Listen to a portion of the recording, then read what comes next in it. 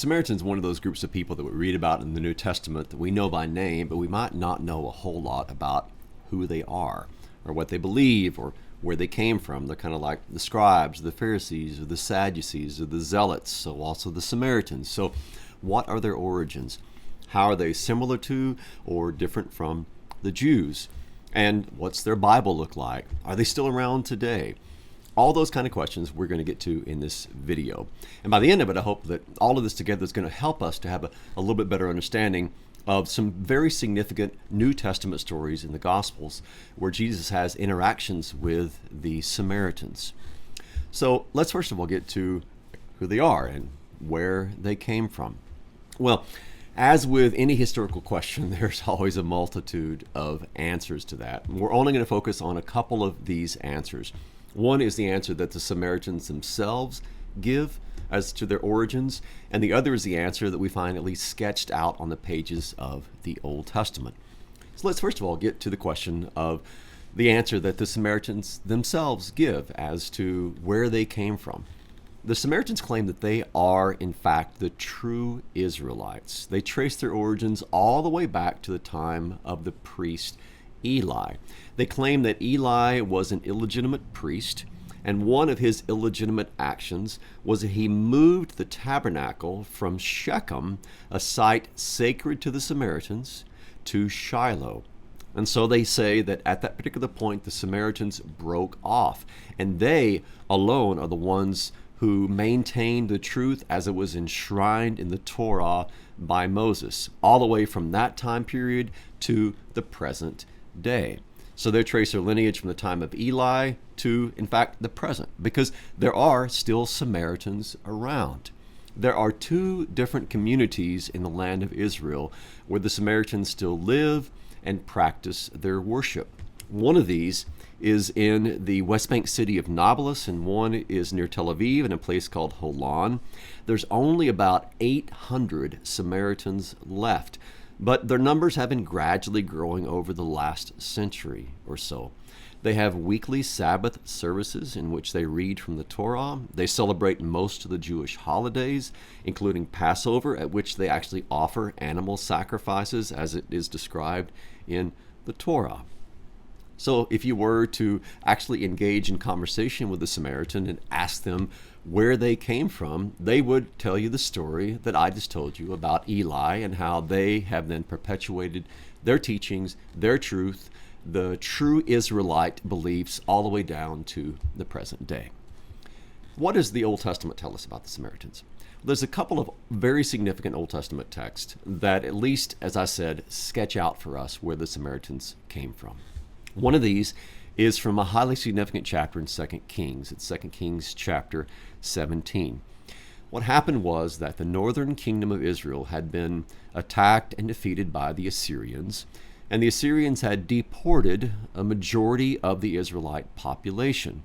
And then they transplanted in peoples from Mesopotamia. So they were just kind of moving people around. They took out a lot of the Israelites. I'm sure some remained, but they took out a lot of the Israelites, and then they moved in these Mesopotamian peoples to settle there in their place.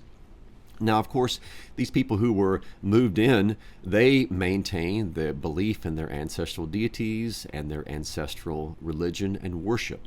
But the Assyrians also sent in an Israelite priest to instruct them in the worship of Yahweh. And what resulted was sort of a blended religion, a syncretistic religion, in which these transplanted people worshiped their old gods, but they also worshiped Yahweh alongside him.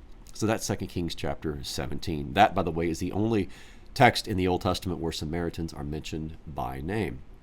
The other, jumping ahead a couple of centuries, is Ezra chapter 4.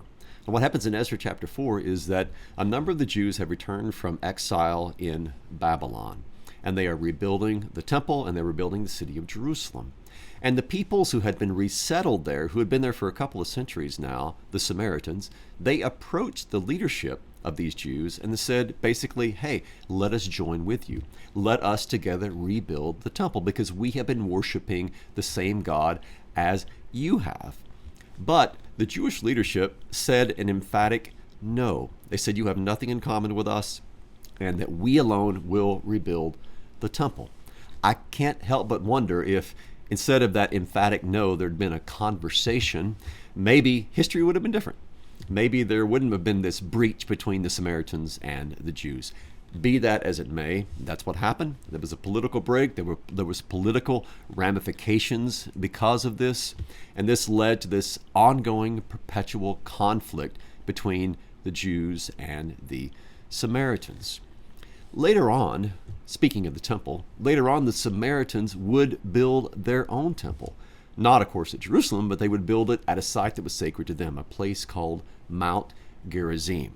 Now, what's fascinating and not very well known is that in the centuries leading up to the birth of Christ, there were actually 4 different temples that existed. 3 Jewish temples and 1 Samaritan temple. One of these, of course, is the temple in Jerusalem that we're all familiar with. Another temple existed in Egypt, in a place called Elephantine in Upper Egypt. And we only know this because of some papyri that were found and that describe this temple that was in Elephantine in the 6th century BC. We don't know a whole lot about it, but we do know that it existed. So there was not only a temple in Jerusalem, but there was also this temple among some Jews who were living in probably a military colony in Elephantine. Then the Samaritans built their own temple, as I said, on Mount Gerizim. And this probably happened in the 4th or perhaps the 3rd century BC. We'll return to that in just a moment. There was also another Jewish temple that was built in Egypt. In the 2nd century BC, there was a man from the high priestly family named Onias who was fleeing from persecution, and he ended up in a place called Leontopolis. And he also built a temple there in Egypt. So in the centuries leading up to the birth of Christ, there were actually 3 Jewish temples, 1 in the land of Israel in Jerusalem, and then 2 in Egypt, as well as the Samaritan temple that was built on Mount Gerizim. Well, what happened to this Samaritan temple? Well, this again is an act which has led to this ongoing antagonism between the Jews and the Samaritans back then. Here's what happened. So the Samaritans had built their temple on Mount Gerizim, and then one of the members of the Maccabean family, named John Hyrcanus, he was taking advantage of some weakened political leaders of his day to expand his own territory. As you remember, during the Maccabean revolt, the Jewish leaders had revolted against their Syrian overlords, and they had won some measure of independence. And then one of their leaders, this John Hyrcanus, who was both serving as the Jewish high priest as well as the Jewish king, he decided that he was going to attack north and south and conquer some peoples and thus expand his wealth and his land and his power. Well, he did go north, and when he went north, he attacked the Samaritans. He destroyed their temple. He also destroyed the city of Shechem. And this happened in 128 BC. Now, as you can imagine, if you're a Samaritan and you're living a generation or 2 or 3 or 4 or even 5 or 6 after these events, all of this still has ramifications for your understanding of what it means to be a Samaritan who's living close to Jews. I say all this because this is important to keep in mind when you're reading the New Testament. Why was there such antagonism between the Jews? Why didn't the Samaritans like the Jews? Why didn't the Jews like the Samaritans? Well, a lot of it revolves around these events that we have been describing. It wasn't just a theological difference. It was also political differences. And they had a long political history of disagreement between these two peoples. Well, let's jump into the New Testament now. Well, let's look at John chapter 4 and highlight how some of this that we've been discussing actually is brought out in this dialogue between Jesus and the woman at the city of Sychar, which is near Shechem, where they have this discussion between a Jew and a Samaritan. Remember what the woman says. This is John chapter 4, verse 20. So they're at the well, they're talking, Jesus and this woman, and the Samaritan woman says, "Our fathers worshipped on this mountain, and you people say that in Jerusalem is the place where people ought to worship." Now, as she's standing there having this conversation with Jesus, she could have just reached out and pointed to Mount Gerizim. It's right there. So she probably did. Our fathers worshipped on this mountain, that is to say, on Mount Gerizim. Now, implicit in that is that the temple's no longer there because you people who worship in Jerusalem, under the leadership of John Hyrcanus, you destroyed that temple. Well, the temple was destroyed, but it was still a site sacred to the Samaritans, and so they continued to worship there to that day. So she's affirming the ancient belief of her people, and she's also basically summarizing the fundamental difference between the Jews and the Samaritans with regard to exactly where is the proper place to worship. And of course, in that conversation, Jesus says salvation is from the Jews, and he tells the woman that you, the Samaritans, worship a God that you do not know because salvation is from the Jews. And there's coming a time when you won't worship on this mountain, meaning Gerizim, or in Jerusalem, but will worship the Father in spirit and in truth. Now, one more thing before we look at these New Testament passages once more, and that's regarding the Samaritan's Abbreviated Bible. So kind of a fascinating history here. The Samaritans only hold as authoritative scripture the 5 books of Moses: Genesis, Exodus, Leviticus, Numbers, and Deuteronomy, called the Torah or the Pentateuch. So they reject as authoritative everything after Deuteronomy. So Joshua, Judges, all the way through the prophets and the rest of the writings. So for them, only the Torah of Moses has scriptural authority. The Samaritan Pentateuch, it's a little bit difficult to get into the details here, so I'm just going to kind of skim on it. But the Samaritan Pentateuch comes from a Hebrew textual family that has some similarities with some of the texts that were discovered among the Dead Sea Scrolls. And it also has some similarities to whatever the Hebrew text was behind the Septuagint, the Greek translation. So the Hebrew text that the Septuagint translators used and some of the Dead Sea Scrolls and the Samaritan Pentateuch. All of these at least share some same textual traits. The Samaritan Pentateuch is also written in a different Hebrew script. It's all Hebrew, but it just is written differently in a little bit more ancient Hebrew script. And the differences between the Samaritan Bibles, the Samaritan Torah or the Pentateuch, and what we would read today, or what the Jews would read in their Torah, well, most of these differences are minor. They're spelling differences. There's a little bit of changes in the Samaritan Pentateuch to kind of make things fit together better. But the most significant difference is really the 2 most significant differences revolve around where the Samaritans believed worship was to take place. So if you look in the Samaritan Pentateuch in Exodus chapter 20, you would come to what we would call the end of the 10 Commandments, and they have another commandment added. And this commandment says that an altar was to be built on Mount Gerizim. So the Samaritans inserted this into their Torah, into their Pentateuch, in order to justify their belief that God desired worship to take place not in Zion, but at Shechem at Mount Gerizim. And then a little bit later in Deuteronomy, there's one change where Mount Ebal is changed to Gerizim. So there are these geographical changes in the text in order that when the Samaritans are claiming that they have the true worship site, they will have scriptural authority to back this up. Okay, well, let's summarize some of the differences that existed between the Samaritans and the Jews to help us better understand these New Testament stories. One of these is ethnicity. So from a Jewish perspective, the Samaritans did not originate from one of the 12 tribes, or at best they were a result of intermarriage.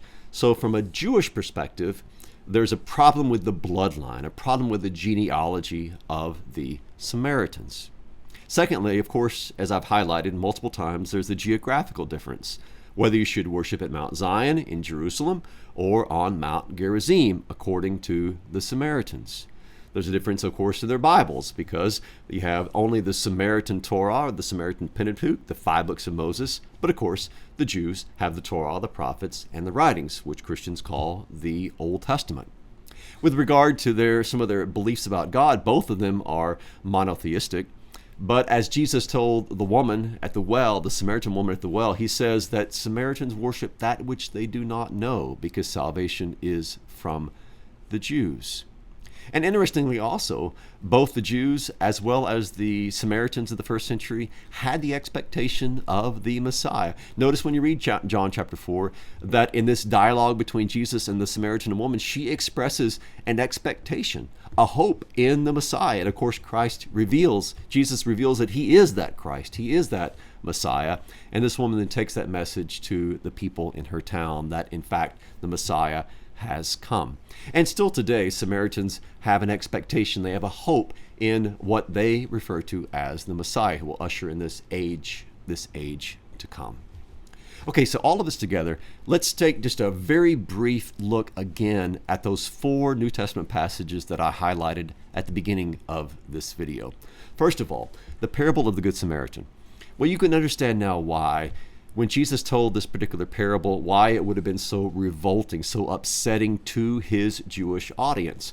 Because the last person that they would expect to be kind of the hero of the story would be a Samaritan, this member of a group that they had been having problems with, political, theological, even wars over the last few centuries.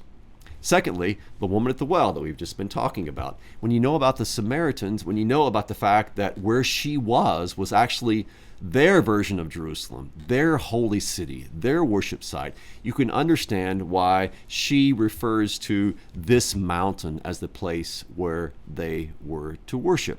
And you can understand then also why Jesus uses that opportunity to talk about the time when his worshipers will worship him in spirit and in truth. You can also see why James and John were so upset when the Samaritans rejected Jesus and they wanted to call fire down from heaven. Well, these were their age-old enemies. They were similar to them, but they were also dissimilar to them.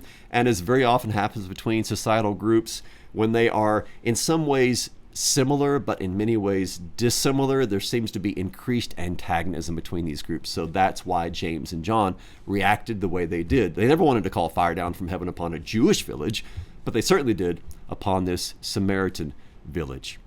And then lastly, why did Jesus instruct his disciples not to go into any of the villages of the Samaritans? Well, the reason was because salvation began with the Jews. It was to the Jews first that the message of the gospel, the message of the Messiah, the message of the kingdom was to go, and then it was to expand outward from them. So we learn from the book of Acts that Samaria was the first missionary field. That is where after they left Jerusalem, that was the first place that they went, was to take this message to Samaria. So I hope that this has taught you about the Samaritans so that when you're reading the Gospels and you come upon any story that has to do with the Samaritans, you'll be like, oh yeah, I know who they are. I know what they believe. I know what their scriptures consisted of. And this is going to help me to better understand exactly how they figure into the story of Jesus. Thanks, as always, for watching. I pray that you are all doing well, and may God grant his rich and abundant peace in Christ to every one of you. We'll see you next week.